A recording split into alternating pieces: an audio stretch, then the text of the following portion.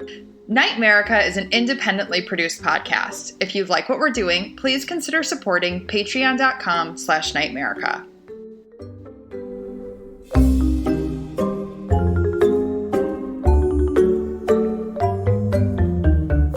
Welcome to NightMerica, a podcast that takes you on a tour of the abnormal, paranormal, weirdly true, and truly weird in every corner across this nation. Because whether it's ghosts, aliens, monsters, or monstrous humans, there's something strange in your neighborhood.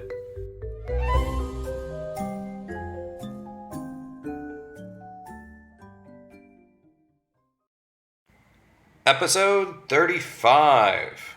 We've got woods. So you didn't think I was going to go for that? I did not think you were going to go for that. Because you don't think I'm going to make a tawdry joke like that? No, you're not a tawdry person. I love crass humor. I just don't do it publicly. Well, yeah, I don't do it publicly. Yeah. That's the difference between you and I. Not saying you're not classy, but... I'm classy in private. I'm crass in public. But, you know, every so often you gotta bust out a double entendre, about wood. Erection joke, yeah. Yeah. So, here we go. Anyhow, hey NightMericans, welcome to this little podcast that we're doing, which we're recording actually on Election Day. Yes. Britt voted. We don't know what's going to happen. I voted. Aaron voted. I voted. We hope you voted. All of you out there. Yeah. And, and hopefully it was a smooth process for all of you. Yeah, we don't know what's going to happen. Yeah, and by the way, I'm Aaron. That's Britt. You should know the drill by now. Yeah. What's your election? People, we're not going to talk a lot about the election. No. Just say that now. So if you need a break from the election, we're not going to talk a lot about it. You can skip forward about 10 seconds, 15 seconds, I guess. But what's your prediction on, not when, but like, what's your plan? Are you going to spend tonight watching the news, the breakdown and all that? Tonight we are going to watch the news. We have decided to get like some cheap pizza, like cheap chain pizza with like, you know, those cheesy breadsticks and drink and just cope. Why cheap pizza? Because so this was Devin's idea. He wanted pizza that he could consume in large quantities. Okay. Emotional eating. I'm still not following why cheap pizza is the way to go. Because he's a big dude, and if we get expensive pizza, that just gets expensive. Okay.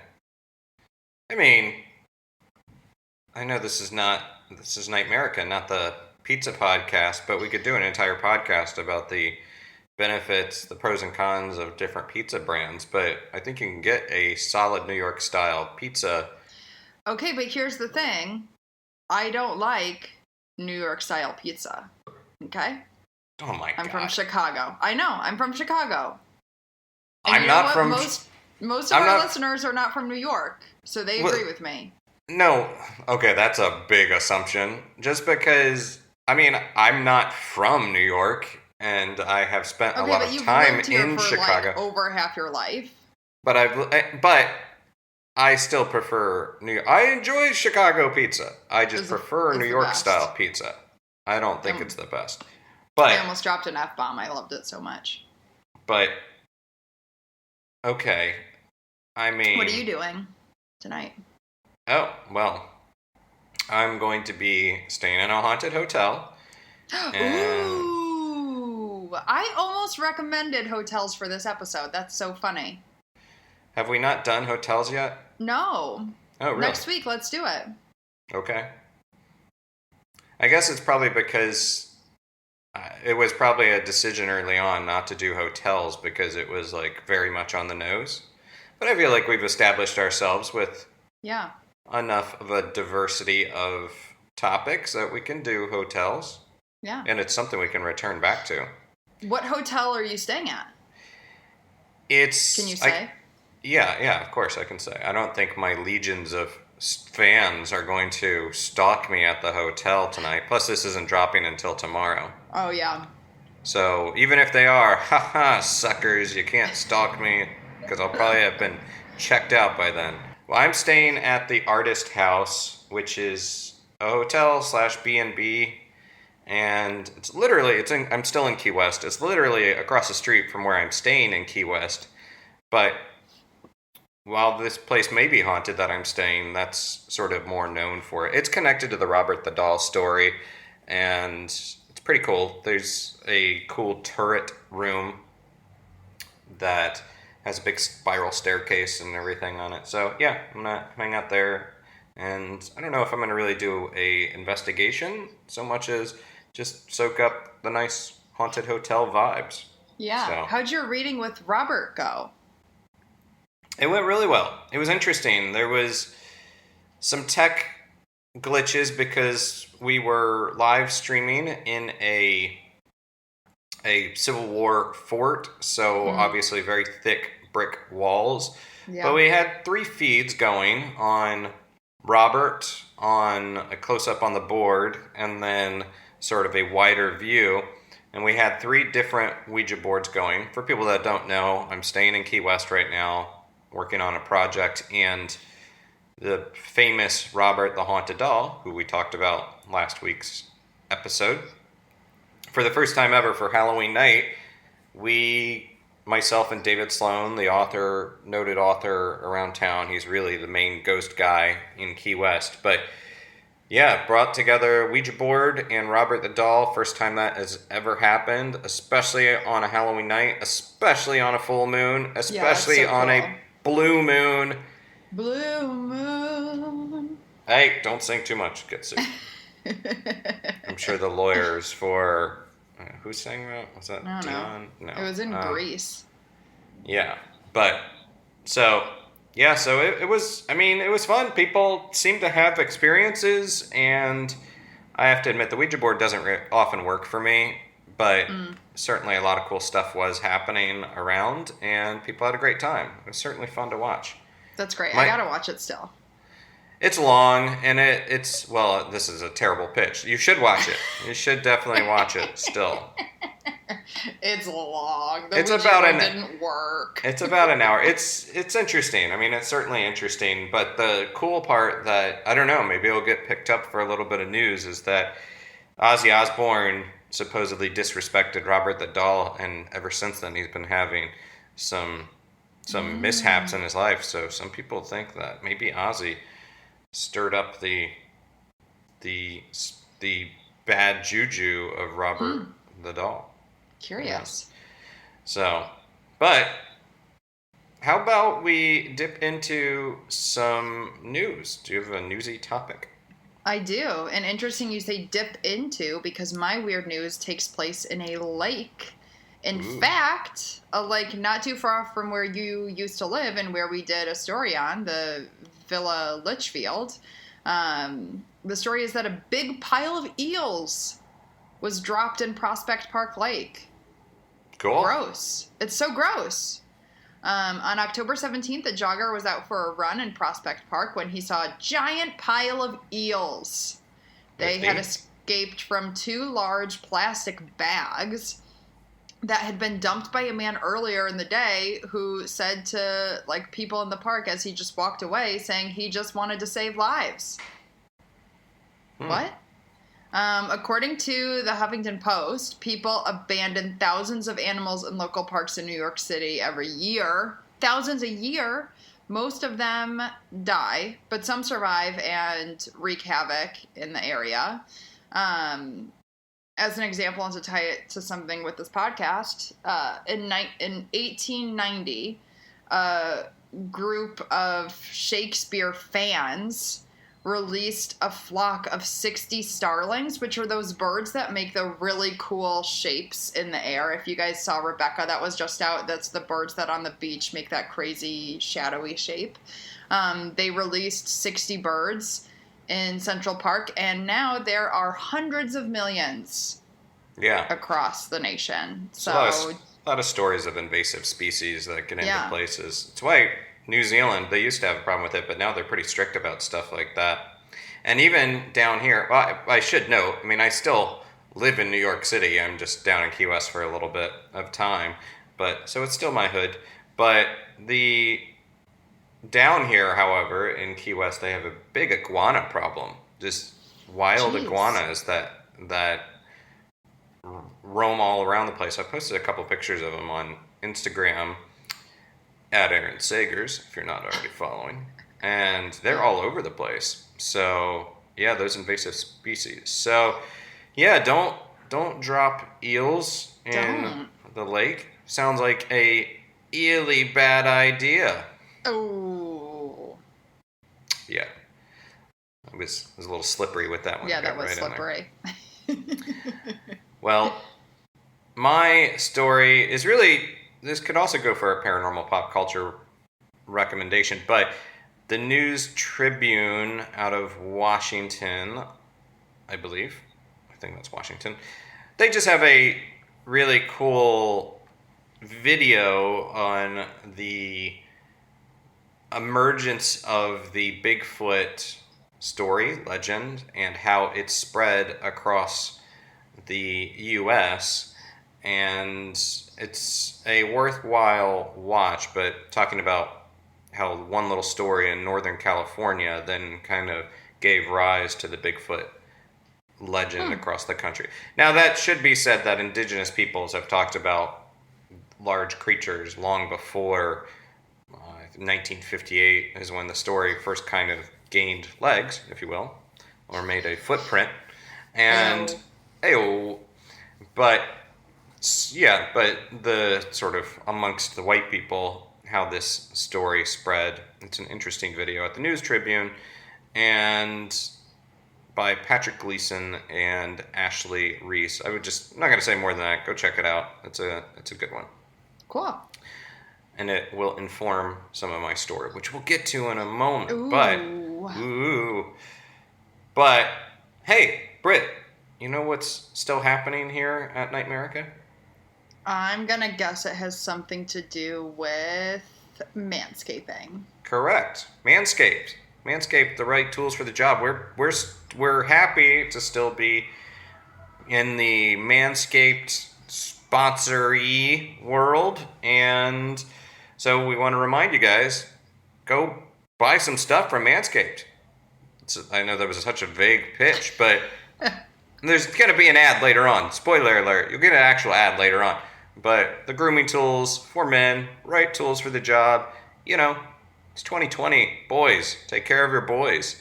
And look your best for yourself and for anyone out there that's going to get close to your naughty bits, your bits and pieces. So, you know. Oh, yeah, manscaped.com, code NightMerica, 20% off and free shipping. Yeah, we'll talk more about that later on. So let's get into this topic. We're talking about forests, woods. Yes. Into the woods. Yeah.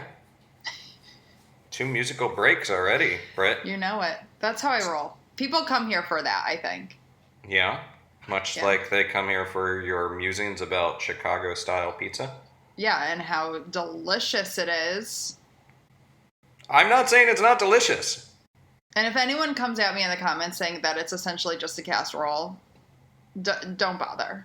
No, do bother. Do bother. I encourage this. Do bother. And for the record, I'm not even opposed to ordering cheap pizza when you know, I'll say their name. I do like me some Papa John's pizza. And whoa, but they're like racist, aren't they? No, well, they had a founder of the company that got himself into trouble, but he is no longer part of the company. So is that Papa John himself? Yeah, and spoiler alert. Well, this is the second spoiler alert. I got to stop saying spoiler alert. But hey, big shocker, his name's not really Papa John. So, is his name John? I think it is actually John. I hope it's John. Well, either way, he's no longer with the company, and he's sort of out of that world because, you know, he was considered a not a nice guy. So yeah, John. His first name is John Schnatter, but yeah, he was kicked out of the company I think last year, and largely because he was dropping the N-word in a conference call, and gross. So yeah, generally considered a racist dude. So let's kick him out. Anyhow, but Papa John's, I do like your pizza. You can advertise with us because there is something about just when you crave. First off, I like their breadsticks a lot. It's just a big stick of bread, hence the name breadstick, and the pizza just hits the spot when you just want some Papa John's pizza. And they include, I've always loved the little garlic butter sauce that they have. And that is good. Pepperoncinis. I love pepperoncinis. Oh, I love them. So the fact that they just include that. And I gotta say, I ordered this a couple weeks ago in New York when I just wanted Papa John's. The guy, I called him and it was like, hey, so I'm gonna get some breadsticks and I like it sounds so I know, it got very intimate with this pizza guy, Aaron. It's like, so I'm gonna really want Ew, stop being so pervy. Pepperoncinis in that box. Ew. And he was like, squirmy. And he's like, I got you. I'm gonna load you up on some pepperoncinis. And I'm like, yeah, no, I'd really be into some extra garlic butter sauce. He's like, you know it. I'm going to give you some extra garlic butter sauce. This is gross. So, sure enough, when they delivered it, it was just piles of pepperoncinis and a ton of garlic butter little buckets or whatever they were. Garlic butter buckets? Yeah, it doesn't have to be gross. It doesn't have to be perverted. You just made it pervy. You made it sound pervy. It was just like pepperoncinis.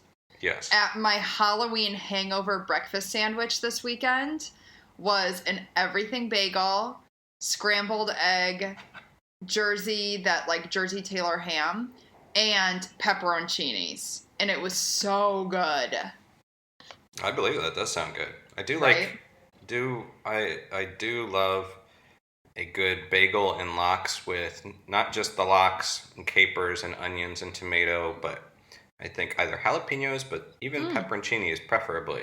Really seal the deal. Welcome to NightMerica, a show where we talk about random food items. This is a food podcast. And then occasionally maybe tell a story about something that's true crime or paranormal. So woods, we're talking woods today.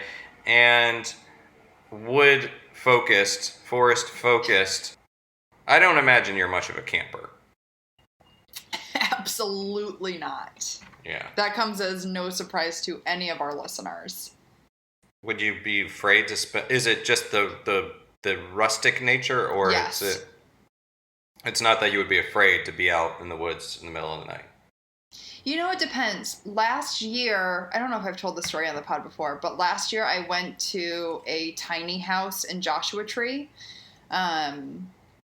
where there was an outhouse. And I was so terrified to go in the middle of the night because it was pitch black in Joshua Tree. That's kind of creepy. Yeah. So I think it's a little bit of that and the rusticness. Right. Well, I think the trick is I enjoy camping. I don't do it a whole lot, but I do enjoy camping. You know what I don't enjoy is pooping outdoors. And Ew.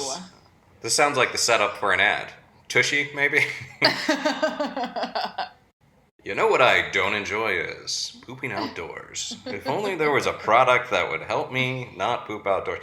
So, really, you just got to make certain that you don't have to do that for a couple days or whatever. And speaking of, let's maybe just dive into the topic. Let's do it. Should we run an ad first? Oh, why not, Britt? Let's throw an ad out there. NightMerica is brought to you by Manscaped, and to talk about the men's grooming kits, we have one of its fiercest fans, Mr. Lawrence Talbot, an actual werewolf from London. Right, love. Cheers for having me on, although I prefer lycanthrope. The whole WW word is a bit unseemly. Although, I should also note I have been an American citizen for a while now.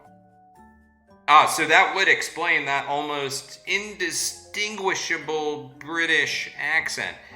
Anyhow, Larry, I'm surprised you're in wolf form even though there's not a full moon out.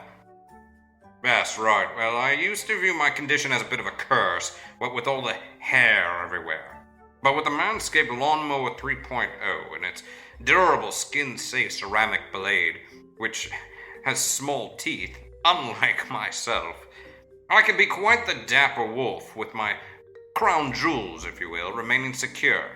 Now I actually prefer to stay in wolf form permanently. Pardon me for saying so, but you have a lot of hair. It must take you forever to groom. Most certainly. It takes quite a bit of time. Thankfully, the Lawnmower 3.0 holds a 90-minute charge, so I've all the time in the world. And with the built-in LED light, I can even see on a moonless night as I trim my naughty bits, my undercarriage, my John Thomas. Right, we get it. Wolfman's got nards. And with Manscaped Lawnmower 3.0's waterproof technology, you can even clean up in the moors on a rainy English or American night. It's perfectly splendid, isn't it? And speaking of moors, I still do enjoy taking a bite out of the occasional backpacker. But with the Crop Preserver Ball Deodorant and Crop Reviver Ball Spray Toner, any passers-by that comes close will only smell the aroma of the freshest dangly bits.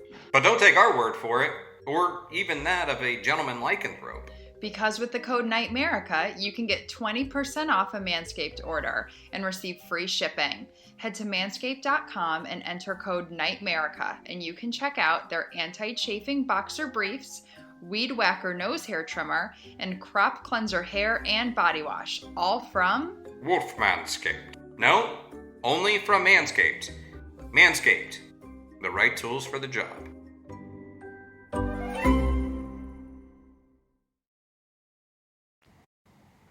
All right, Manscaped. And remember, code NightMerica, 20% off. Listen to our werewolf friend there. Although, he doesn't prefer werewolf. He likes... I forget what he likes. Lycanthrope American. You wrote Lycanthropic American.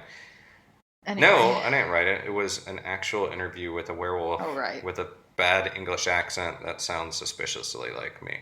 Anyhow, so hey, what's your story? Let's take a dip into the not a dip. Let's take a trek into the forests where the night is dark and full of terrors. The night is dark and full of terrors, and what's so interesting is I am doing the strange disappearance of Terrence Woods. His last name is Woods, and he disappeared into the woods. Whoa. Terrence Woods Jr. is from Maryland, where he grew up with his parents and 3 siblings.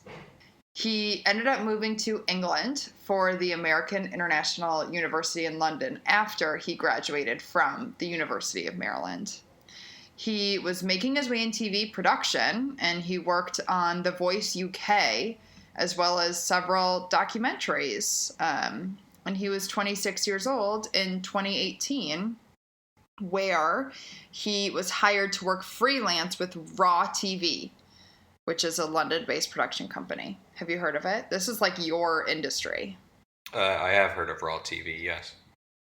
With Raw TV, he was sent to Oro Grande, Idaho. I really hope I'm pronouncing that correctly.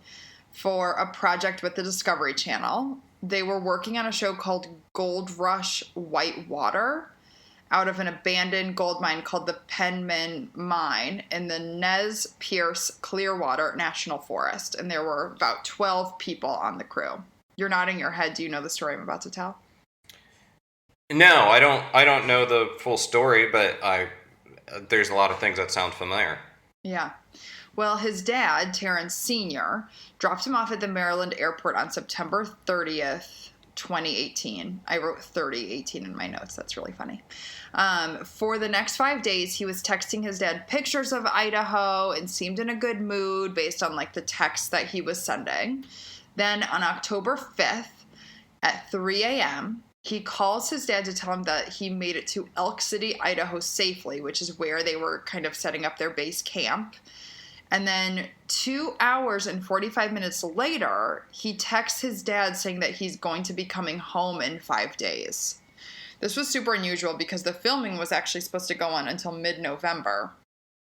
So it was odd that he would be home on October 10th when there would be so much time left. But later in the day, his dad texts him back, but by then Terrence was already in a remote area filming, and so his dad is unsure if the message ever was even delivered. They were filming in the Penman mine that day, and this is what Simon G., who his last name is spelled G-E, so I'm assuming it's Simon G., the production manager told Terrence Sr. when he called him on the phone, and I'm going to read this quote. I was in one of the vehicles doing some work when your son told the miner that he had to go relieve himself.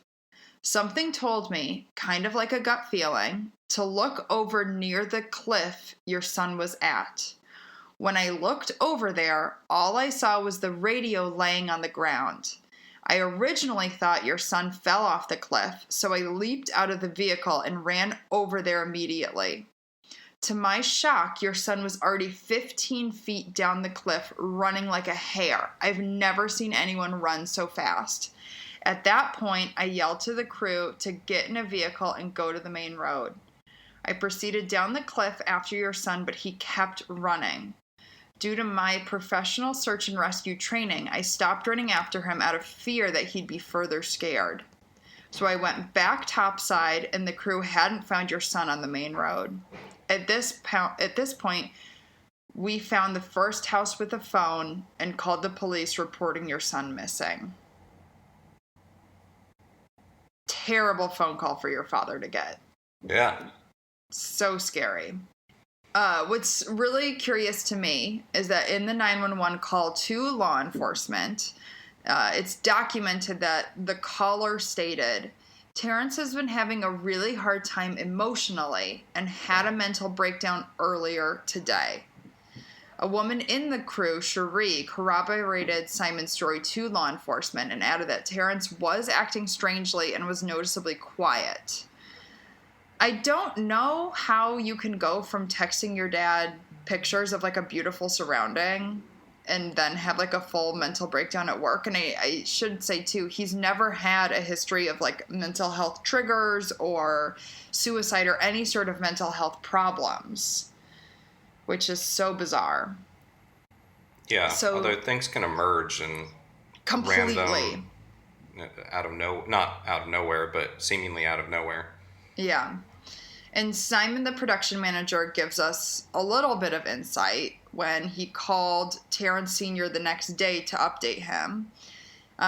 He said, Terrence Jr. came highly recommended to us and was our first pick.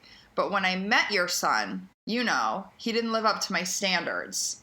Well, I asked him to do different things, and he didn't know what to do. Okay, so was Terrence so unhappy at work that he had to, like, instantly bail, is what I'm wondering.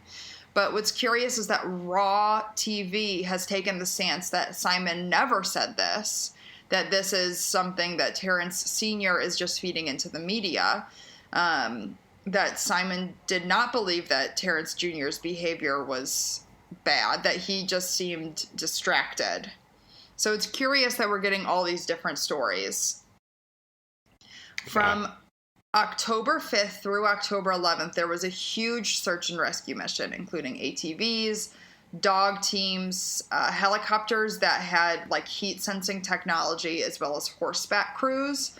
But it's a super hard search because the area is a mine. There's also incredibly dense woods. They said in these articles that the woods surrounding this mine were so thick that trees had fallen over the years on top of each other, and you could be walking for a very long time without your feet ever even touching the real earth. You would just be walking on toppled trees. So you can imagine there's crevices hidden everywhere in the area. It also started raining and snowing in the higher mountains. But after 7 days of searching, Terrence is never found. And despite the snow, there were no footprints. Okay. Law enforcement, during all of this, never asked for his cell phone records, despite him having his phone in his pocket when he ran away, and they never searched his laptop. Those in the know on these blogs say that it would have been easy to get because since he's disappeared, there's no body. Like, it would have been easy to get a subpoena for this. But law enforcement think that he had a panic attack or a mental breakdown, and so they didn't think they would have a need to search his laptop. But I don't know. I feel like if someone is missing with absolutely no body, you take in as much information as you can. Yeah, you would think that, I mean, just checking the cell phone records alone, see if it's pinging or anything Exactly. in the area would be just an obvious thing. And with the laptop, so this was, I'm guessing, a company laptop? It didn't say, but he was working freelance, so I'm going to bet not. Okay. Well, either way, saying if there was some sort of plan, if there was a journal that spoke about some of his odd, you know, if he was expressing some sort of odd tendency or desire or somewhere to go, that would have pointed the way to some sort of search. Yeah. Well, the family thinks it's foul play. They think because Simon G. had such a weird call with Terrence Sr. and that Terrence Jr. wanted to leave the shoot early, that he maybe was uncomfortable with the team there and wanted to leave. His family heard from him leading up to that day and seemed fine. His sister, Sharnia Tisdale, saying he's not the type of person that would just run off or do anything like this. He didn't do any drugs, which I think mental health can be hidden relatively easily. If he did struggle with something, he could have just not shared it with his family. We don't know that. Yeah, and yeah, you're right. I mean, I think sometimes when people say that he seemed fine, he didn't have a history of this. While that may be true, it's also people don't want to maybe admit that there was a sign that maybe they missed, or that they weren't aware of it, that their child or loved one was struggling. And sadly, there's a lot of people that a couple of people that I personally know that have, you know, unfortunately had situations like this that I was the one that said, wow, I never knew that they were in that much pain or whatever. So, but, you know, that is a natural human reaction to say, you know, they seem fine. Yeah. They are also highly suspicious of Simon G and Raw TV, and they actually hired 2 private investigators to search into them, but neither of these investigators found anything of note on either party. The family believes it also has something to do with race, because he was the only black man on the crew, and perhaps someone was scaring him, which is why he wanted to leave early. An ex-employee of Raw TV was interviewed by Vice. They weren't named, but they did say there was a white toxic culture, but Raw TV denied this. I mean, of course they're going to deny it, even if it's true. They're not going to be like, well, yes, we have a white toxic culture at our work environment, you know. 2 other theories, and these are where I think something happened. This is kind of what I believe in. One of them is called HPP, High Place Phenomenon, or some people might have heard it as the Call of the Void, where you have self-destructive thoughts for a split second. For example, if you've been on a mountain road and suddenly want to swerve into oncoming traffic or swerve off to a cliff, or you're standing on the edge and split second you think of jump off the cliff. Right. You know, that's something. And then another one, and this is the one I think is pretty accurate, at least in my opinion, is called Panic in the Woods, where people feel an overwhelming sense of paranoia due to the silence and aloneness of being in a wood, and they feel the need to run away into civilization. Which the way he ran was down onto a main road, which could have led him into a town. But from there, he could have tripped on one of the logs in the forest that were laying everywhere. He could have fallen into one of the crevices. he could have, if it was really badly snowing, he could have decided to hunker in somewhere and then like died of exposure. And because there are so many logs and things everywhere, there could have been like such a scent that the dogs couldn't find him. So that's kind of where I lead. It's a horribly tragic story, but the case is still open. It's just not currently active. Yeah. I mean, yeah, that's 2 years ago. Yeah, so recent. As you were talking about it, I have heard parts of this story, and I've been lost in the woods, and it can be it's something you have to keep your head about, because it can be quite terrifying, the idea that if you don't know where you are and don't know which direction you've come from or going to, you can feel very helpless and vulnerable very quickly, and you're exposed, you're in the elements. But it is quite strange that he just took off. Yeah. I mean, who knows? But yeah, that is quite eerie. It's so eerie.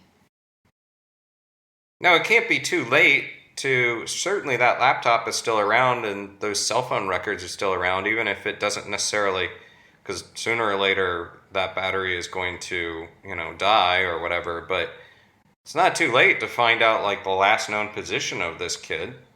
I know. I hope because it's so recent, I hope something comes across. Like, I hope there's someone doing for him, what people have done from other missing kids where they're found. It feels so unsettling to just disappear like this.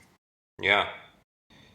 And yeah, I mean, I did cheat a little bit. I looked it up while you were talking, and the same day apparently there was an older woman, yes, who went missing in the same area, but they said those two incidents were unrelated. Yeah.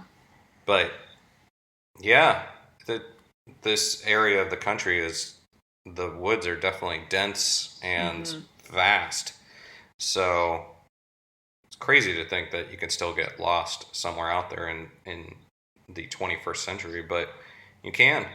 You can. So, yeah. Well. On that note. Well. What's your story? On that note, I have a story that went very recent, and I went back to 1893, so a little more than a century ago, and so this story, it comes to us courtesy of Theodore Roosevelt. Hey, Prez. Former governor of New York, former vice president, and then president. And long before he became president in 1904, at the young age of 42, actually, I think he was the youngest president up until this point, the youngest president we've had. But I don't know if you've heard this story. What's your recollection or notion of Theodore Roosevelt? I have not a lot. Well, the American Museum of Natural History, his statue's out there, and he was a big part of that. Him.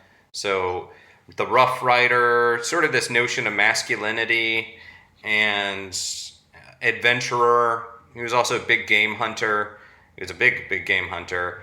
And he's considered one of the best presidents we've had in our nation. He actually rolled out a lot of progressive ideas.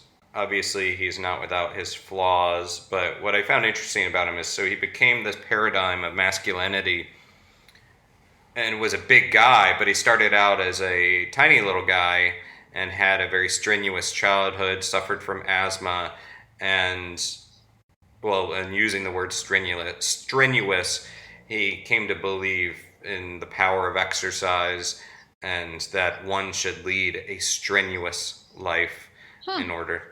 I just find that interesting, especially in comparison to the occupant of the White House right now, who totally eschews any notion of exercise, which is something he's gone record talking about. But the story with him is, yes, he was a hunter, and in 1893 he published a book called The Wilderness Hunter.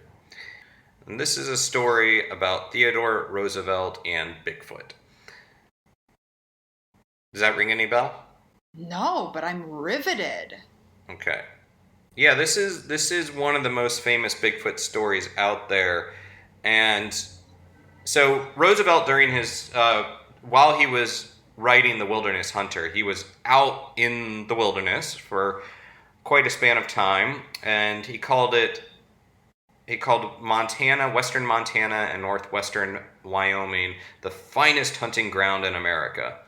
And during his adventures, he was going through these thick forests, he was climbing up and down these massive peaks and across these vast plains, rivers and streams, and he was hunting for grizzly bears and moose and bison, so big game, along with these fellow outdoorsmen. Now, in chapter 8 of The Wilderness Hunter, he writes, and I'm going to try out my Roosevelt voice. Oh, great. Let's see. I should practice this more, but... Don't practice. No, don't practice. Okay. No. Amal objected strongly to leaving the neighborhood of the lake. He went the first day's journey willingly enough, but after that, it was increasingly difficult to get him along, and he gradually grew sulky. Finally, he gave us to understand that he was afraid because up in the high mountains there were, quote, little bad Indians who would kill him if they caught him alone, especially at night. At first we thought he was speaking of stray warriors of the Blackfeet tribe, but it turned out that he was not thinking of human beings at all, but of hobgoblins. Indeed, the night sounds of these great stretches of mountain woodland were very weird and strange. I never before so well understood why the people who live in lonely forest regions are prone to believe in elves, wood spirits, and other beings of an unseen world. So that's one entry, that's chapter 8 in the Selkirks, where he's talking about one of his guides having superstition about creatures, and he calls them hobgoblins in the woods. Yeah. Aren't hobgoblins not real? Are they not real? I don't think so. I think Puck in, and I could totally be wrong, because I read Midsummer Night's Dream like in middle school, but I think Puck in Midsummer Night's Dream was a hobgoblin. I think it was a fae, but a hobgoblin, there's a lot of things that can fit under that umbrella, but I'm certainly not going to say elves and wood spirits and hobgoblins are not real. I actually do believe in some nature spirit. But, so he said hobgoblins, and he was not, as he said, not prone to believe in these things, but then he heard these strange noises that when you're in the middle of the woods at night and you hear something, it makes your mind really open up to possibilities. So, but even more curious than that is the story that Roosevelt later writes about in chapter 20, page 441 to be precise. You can read all of this online, The Wilderness Hunter. And I'm going to go into this because this is the story that Roosevelt recounts of the mountain man Bauman and the tale of a creature in the woods. So, if you will indulge me, I'm going to give you more of my Roosevelt voice. Are you okay with that, Roosevelt? I'm totally down with it. It's an old-timey kind of New York voice, so it's like, it's not Southern, even though I tend to go to Southern. Anyhow, so let's begin. Frontiersmen are not, as a rule, apt to be very superstitious. They lead lives too hard and practical and have too little imagination in things spiritual and supernatural. I have heard but few ghost stories while living on the frontier, and those were few of a perfectly commonplace and conventional type. But I once listened to a goblin story which rather impressed me. A grizzled, weathered, beaten old mountain hunter named Bauman, who, born and had passed all of his life on the frontier, told the story to me. He must have believed what he said, for he could hardly repress a shudder at certain points of the tale. But he was of German ancestry, and in childhood had doubtless been saturated with all kinds of ghost and goblin lore, so that many fearsome superstitions were latent in his mind. Besides, he knew well the stories told by the Indian medicine men in their winter camps of the snow walkers, of the specters, spirits, ghosts, and apparitions, the formless evil beings that haunt the forest depths, and dog and waylay the lonely wanderer who after nightfall passes through the regions where they lurk. It may be that when overcome by the horror of the fate that befell his friend, and when oppressed by the awful dread of the unknown, he grew to attribute, both at the time and still more in remembrance, weird and elfin traits to what was merely some abnormally wicked and cunning wild beast. But whether this was so or not, no man can say. That's setup. He's a wordy guy, Roosevelt was. But yeah, but it's kind of nice. It builds like a beautiful picture. Yeah. So we're dealing with a guy, Bauman, who has a story, was raised with superstition, German folklore, and knew the tales of the indigenous peoples. So this is all being carried around with them. Now, what is the actual event that occurred? Well, I will tell you. Just bust in anytime, though. Okay. When the event occurred, Bauman was still a young man and was trapping with a partner among the mountains dividing the forks of the Salmon from the head of Wisdom River. Not having had much luck, he and his partner determined to go into a particularly wild and lonely pass through which ran a small stream said to contain many beavers. You can laugh at many beavers. You're killing the campfire vibe, Britt. I'm a middle school boy. All right. Okay. The pass had an evil reputation because the year before a solitary hunter who had wandered into it was slain, seemingly by a wild beast, the half-eaten remains being afterwards found by some mining prospectors who had passed his camp only the night before. The memory of this event, however, weighted very lightly with the two trappers, who were as adventurous and hardy as others of their kind. They took their two lean mountain ponies to the foot of the pass, where they left them in an open beaver meadow. The rocky timber-clad ground being from there onward impractical for horses. They then struck out on foot through the vast, gloomy forest, and in about 4 hours reached a little open glade where they concluded to camp, as signs of game were plenty. There was still an hour or two of daylight left, and after building a brush lean-to and throwing down and opening their packs, they started upstream. The country was very dense and hard to travel through, as there was much down timber, although here and there the somber woodland was broken by small glades of mountain grass. At dusk they again reached camp. The glade in which it was pitched was not many yards wide, and the tall, close-set pines and firs rising round it like a wall. On one side was a little stream, beyond which rose the steep mountain slope, covered with the unbroken ground of evergreen forest.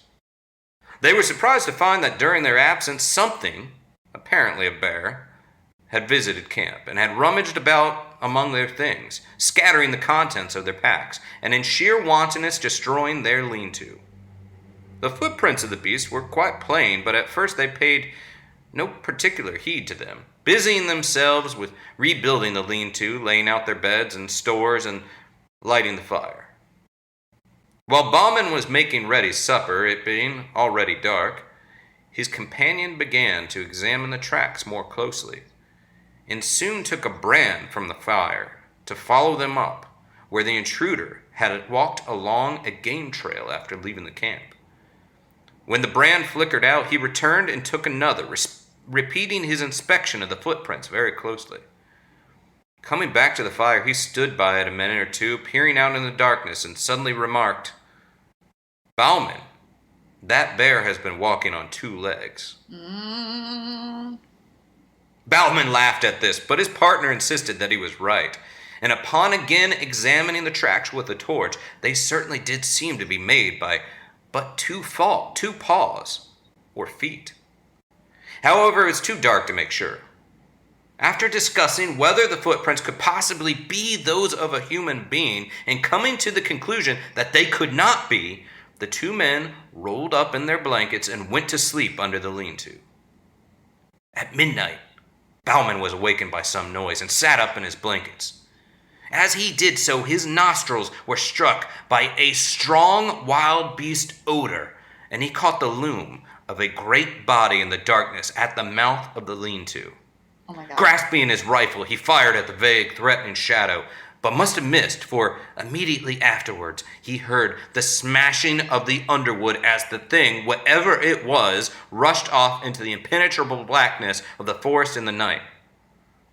After this, the two men slept but little, sitting up by the rekindled fire, but they heard nothing more. In the morning, they started out to look at the few traps they had set the previous evening and put out new ones. By an unspoken agreement, they kept together all day and returned to camp towards evening.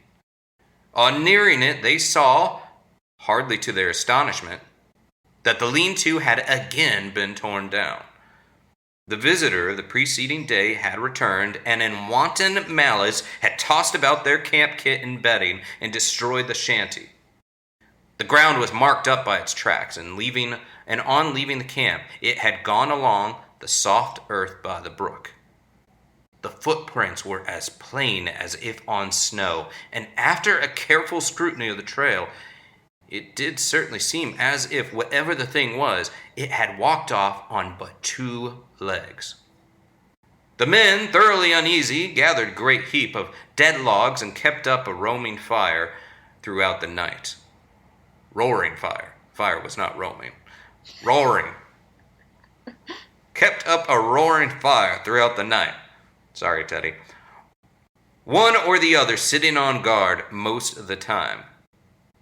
About midnight, the thing came down through the forest opposite, across the brook, and stayed there on the hillside for nearly an hour. They could hear the branches crackle as it moved about, and several times it uttered a harsh, grating, long-drawn moan. Like that. A peculiarly sinister sound. Yet it did not venture near the fire. In the morning, the 2 trappers, after discussing the strange events of the last 36 hours, decided that they would shoulder their packs and leave the valley that afternoon. They were the more ready to do this because, in spite of seeing a good deal of game, they had caught very little fur. However, it was necessary to go along the line of their traps and gather them, and this they started out to do. All the morning they kept together, picking up trap after trap, each one empty. On first leaving camp, they had the disagreeable sensation of being followed. In the dense spruce thickets, they occasionally heard a branch snap, and after they had passed, and now and then there was slight rustling noises among the small pines to one side of them. At noon, they were back within a couple miles of camp. In the high, bright sunlight, their fears seemed absurd to the 2 armed men, accustomed as they were through long years of lonely wandering in the wilderness to face every kind of danger from man, brute, or element. There were still 3 beaver traps to collect from the little pond and a wide ravine nearby. Bauman volunteered to gather them and bring them in, while his companion went ahead to camp and made ready the packs. On reaching the pond, Bauman found 3 beavers in the traps, one of which had been pulled loose and carried into a beaver house. He took several hours in securing and preparing the beaver, and when he started homewards, he marked, with some uneasiness, how low the sun was getting. As he hurried toward camp under the tall trees, the silence and desolation of the forest waited on him. His feet made no sound on the pine needles, and the slanting sun rays, striking through among the straight trunks, made a gray twilight in which objects at a distance glimmered indistinctly. There was nothing to break the gloomy stillness which, when there is no breeze, always broods over these somber primeval forests. At last he came to the edge of the little glade where the camp lay and shouted as he approached it, but got no answer. The campfire had gone out, though the thin blue smoke was still curling upwards. Near it lay the packs, wrapped and arranged. At first, Bauman could see nobody, nor did he receive an answer to his call. Stepping forward, he again shouted, and as he did so, his eye fell on the body of his friend, stretched beside the trunk of a great fallen spruce. Rushing towards it, the horrified trapper found that the body was still warm, but that the neck was broken, while there were 3 great fang marks in the throat. The footprints of the unknown beast creature printed deep in the soft soil told the whole story. The unfortunate man, having finished his packing, had sat down on the spruce log with his face to the fire and his back to the dense woods to wait for his companion. While thus waiting, his monstrous assailant, which must have been lurking in the woods, waiting for a chance to catch one of the adventurers unprepared, came silently up from behind him, walking with long, noiseless steps and seemingly still on 2 legs. Evidently unheard, it reached the man and broke his neck by wrenching his head back with its forepaws while it buried its teeth in his throat. It had not eaten the body, but apparently had romped and gamballed it around in an uncouth, ferocious glee, occasionally rolling over and over it, and had then fled back into the soundless depths of the woods. Bauman, utterly unnerved and believing that the creature with which he had to deal with was something either half human or half devil, some great goblin beast, abandoned everything but his rifle and struck off at speed down the pass, not halting until he reached the beaver meadows where the hobbled ponies were still grazing. Mounting, he rode onwards through the night until beyond reach of pursuit. So, it's important to note that Roosevelt never names this creature, never gives it a name. He refers to it as a goblin, which was sort of, it seems like it was a term that he liked to use whenever he was talking about the unknown. And that Bigfoot name, I mentioned the news story at the top of the episode, but Bigfoot name as applied to these cryptids didn't really come about until 1958. It was sometimes applied to, there was a Native American chief named Chief Bigfoot, and then there were bears that were called Bigfoots. And then the First Nation of the Stissales, I'm sure I'm mispronouncing that, Stissales First Nation out of British Columbia, that's where we kind of get the idea or the word Sasquatch. But in this, we have this tale of a Montana creature, goblin beast, that, according to Bauman, killed his companion. And what's interesting about this is Roosevelt, this is this Bauman's tale, and Roosevelt actually, details a lot of nuance that Bauman described. But while some people think this was a bear, it's like this is exhibiting an intelligence that does not sound like a bear. And if this thing was walking about on 2 feet, and then the smells and the sounds and the grunting are all things associated with classic Bigfoot sightings. For sure. Since you didn't know this story, what's your reaction? Oh, it absolutely was Sasquatch.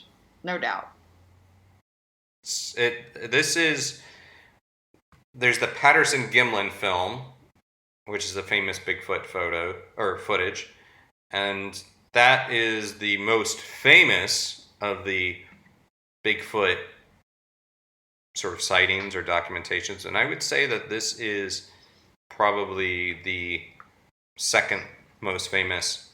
That one's because it's a video, but it's crazy, huh? It's crazy that a president was face to face with Sasquatch. Well, the president wasn't. The president himself wasn't, but he was telling the story of Bauman. Yeah.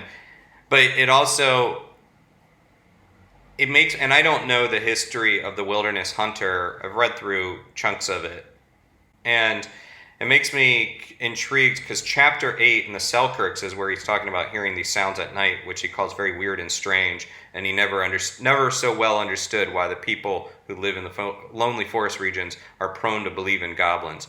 But I wonder whether if he wrote this chronologically as he went, or if when reflecting back he was thinking about that story of Bauman, sort of which thing had happened first or whatever. This is, it's also, while I don't think Sasquatch are necessarily aggressive in nature or have to be aggressive, they are still animals and they still live they're still in the wilderness. And if this thing since he didn't eat the body, if there was like a territorial dispute, it would make sense for a bipedal primate or some undiscovered ape to stand its ground, Yeah. So. It's fascinating. So, and you did a good job telling the story, too. I like your voice. It felt very much like Roosevelt. Yeah? You're like, let me tell you, I watch a lot of Roosevelt footage, and I think you nailed it. So I have a question that's going to come across as real dumb. Okay. But is Theodore Roosevelt in any way related to Franklin Roosevelt? I think so. Got it. I don't know. This isn't a history podcast. Yeah. True crime, paranormal, food, bodily functions. We don't cover history. Fifth cousin. All right. Fifth cousin Theodore Roosevelt. There you go. I just remembered that, and I certainly didn't look it up on Wikipedia. I'm not bad on history, but, there's little pockets of it. It's an obscure fact. You know what I mean? It's obscure. I don't think it's as obscure as either of us would want to believe. So, anyhow, there's the tale of Theodore Roosevelt and potentially a Sasquatch, and I don't know, it seems pretty interesting to me. Yeah, it seems super interesting. So I'm gonna say I buy it. I buy it. Yeah. Okay. Well, thank you for indulging me reading. Of course, Theodore I liked Roosevelt. It. And since it's public domain, Theodore Roosevelt can't come back from the grave and haunt me and try to sue me for a live reading.